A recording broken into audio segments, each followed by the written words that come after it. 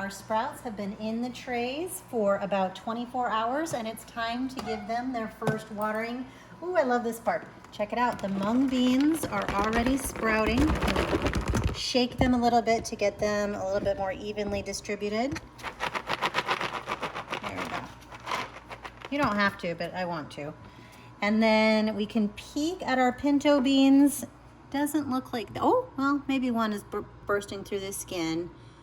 These don't look like they're gonna sprout quite as quickly as the mung beans. Interesting.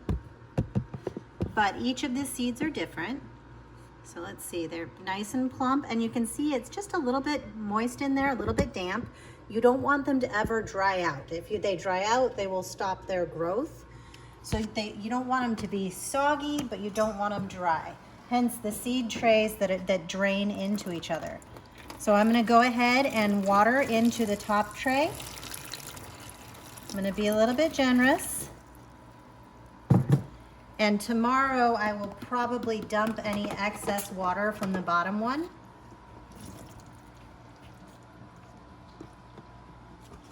So there we go. There are our big seeds in the big tray. Check out those mung beans. I think they are so neat, the way they sprout so quickly. All right, now into our smaller seeds. Oh, a little bit on the mustard seeds. How cool is that? Do you see the little ones that have a little tail? So they're not all, but they still seem to have that gelatinous coat on them, much like a chia seed. Interesting, interesting. There they are. Now, if we peek at our alfalfa sprouts, look how quickly those grow. That's crazy. That's 24 hours. Every time I do this, I'm still amazed. It's just so cool. I love doing this in the kitchen, and it's just extra. It's just neat. All right, so let's go ahead and water the smaller seeds. Again, simply watering in the top tray. It seems like I'm being generous.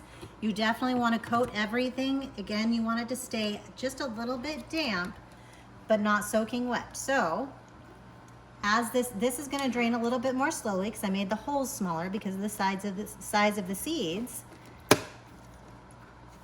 And tomorrow morning, again, just like in the big tray, I'll empty the bottom one so that the water doesn't stay stagnant for more than 48 hours.